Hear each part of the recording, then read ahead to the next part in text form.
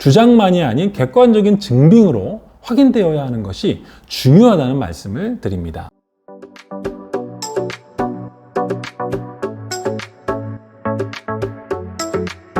안녕하세요. 산재노무 마스터TV 근로복지공단 출신 박기범 노무사입니다. 제가 공단에 근무하던 시절과 산재 전문 공인노무사로 활동하면서 저희 남편이 회사에 출근해서 1시간 만에 쓰러졌는데 산재가 될까요? 집에서 출근 준비하느라 화장실에 있었는데 쓰러져서 119로 후송했습니다. 뇌출혈이라고 하는데 산재가 될까요? 등과 같은 안타까운 질문들을 많이 받았는데요.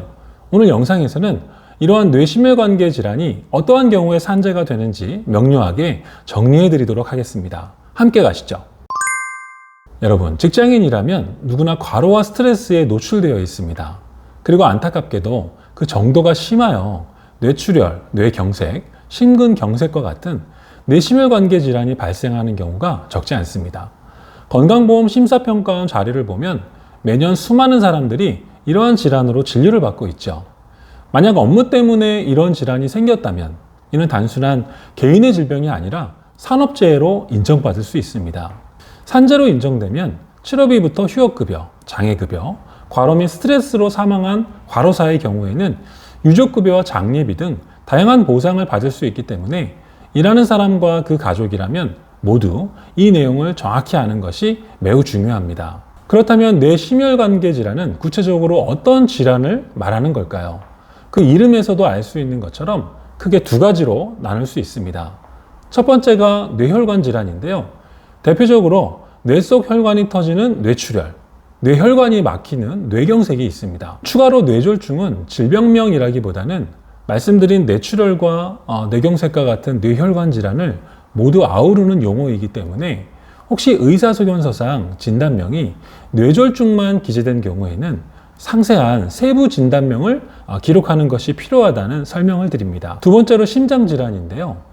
대표적으로 심장 근육에 산소와 영양을 공급하는 혈관이 막혀서 심장 근육 조직이 괴사하는 심근경색, 그리고 잘 모르시는 분들이 많은데 대동맥 혈관벽의 중막이 내층과 외층으로 찢어져 혹을 형성하는 질병인 해리성 대동맥 자루 등이 있습니다. 이러한 질환들은 갑작스럽게 발생하여 생명을 앗아가거나 반신마비 장애와 같은 심각한 후유증을 남기기 때문에 초기 대응과 적절한 산재 처리가 정말 중요합니다.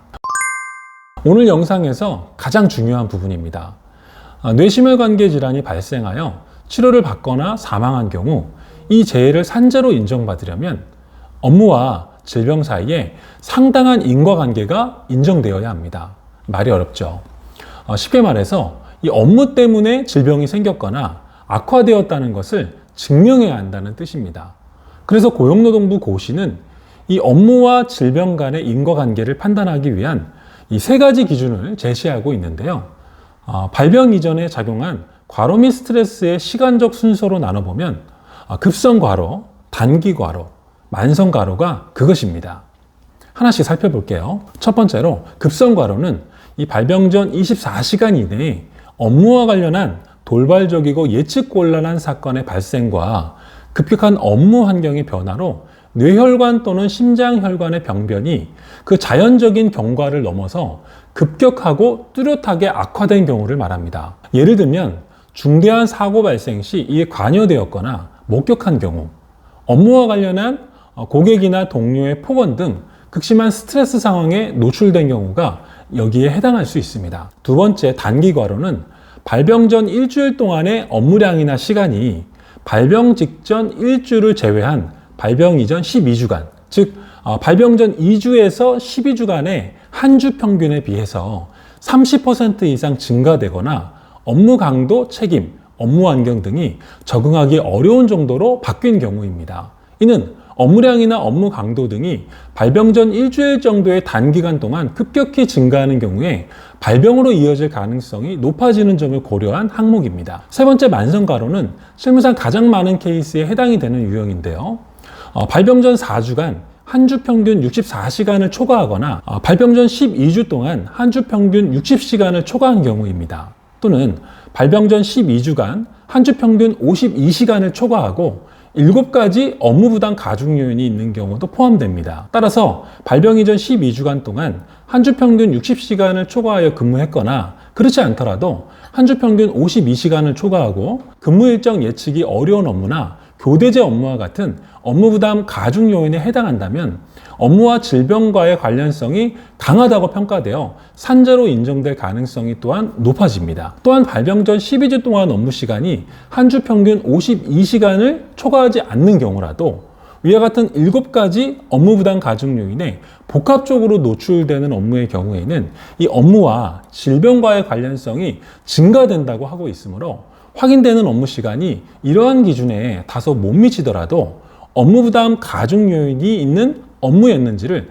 철저하게 확인해야 할 것입니다. 여기서 추가적 유의사항으로 경비직 등 감시 단속 근로자를 제외하고 야간 근로에 해당하는 22시부터 06시 사이의 근로는 업무 시간의 30%를 가산하여 산출한다는 것과 이러한 사건을 조사하다 보면 유족의 배우자가 우리 남편은 매일 늦게 왔고 주말에도 회사에 가곤 했으며 너무 힘들어했어요. 이렇게 말씀하시지만 결국 이런 업무 시간과 업무적 스트레스가 주장만이 아닌 객관적인 증빙으로 확인되어야 하는 것이 중요하다는 말씀을 드립니다.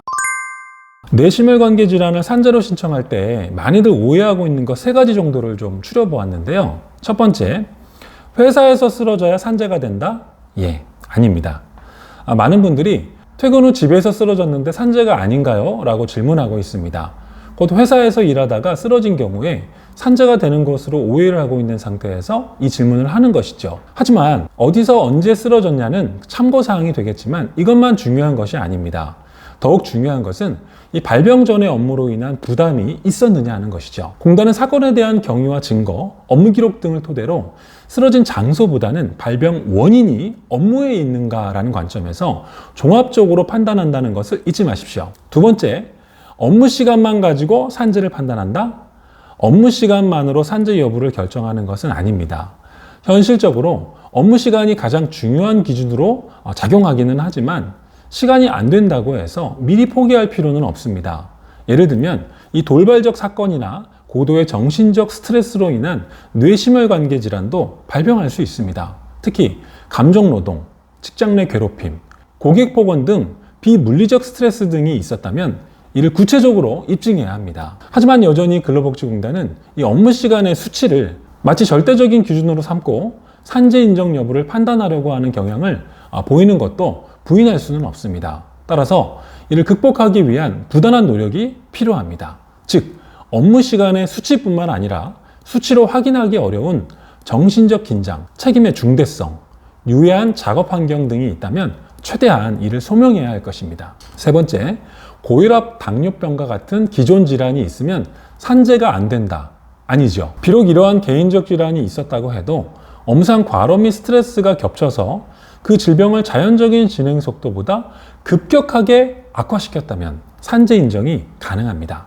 따라서 내가 기존 질환이 있었다는 것 자체로 너무 걱정하지 마시고 그럼에도 이를 잘 관리해왔고 오히려 업무가 이 발병을 촉진했다는 점을 중점적으로 어필해야 할 것입니다. 지금 설명드린 기준들을 바탕으로 여러분의 상황을 한번 떠올려 보세요. 혹시 이 발병 전 12주간이나 일정 시기 동안에 평소보다 야근이 많거나 주말 근무가 잦으셨나요? 또는 이 발병 전 일주일이나 일정 시기 사이에 갑작스러운 업무량 증가나 납기 압박 등으로 극심한 스트레스를 받으셨나요? 또는 질병 발생 직전 업무와 관련된 충격적인 사건을 경험하셨나요? 이런 질문에 네라고 답할 수 있는 부분이 있다면 산재 승인 가능성이 있다고 볼 수 있습니다. 자, 정리하겠습니다. 뇌심혈관계 질환이 산재로 인정되려면 발병일 이전에 업무상 과로 및 스트레스가 있었고 그게 질병에 영향을 주었으며 그 업무적 부담이 발병 직전 일정 기간 동안 있었다는 것을 입증해야 합니다. 근로복지공단 재해조사 담당자 출신 공인노무사로서 다시 한번 강조드리지만 뇌심혈관계 질환 산재 인정은 단순히 내가 힘들었다고 호소하는 것만으로 어렵습니다. 이 객관적인 데이터와 정확한 분석을 통한 증명이 필요합니다. 오늘 설명드린 고시 기준을 바탕으로 자신의 상황을 꼼꼼히 점검해 보시고 필요한 경우 주저하지 말고 전문가의 도움을 받는 것이 중요합니다. 주장이 아닌 증명이 중요하다는 거 여러분 잊지 마세요. 오늘 영상에서는 뇌심혈관계 질환의 개념과 산재 인정의 핵심 기준인 고용노동부 고시의 핵심적인 내용에 대해서 살펴보았습니다.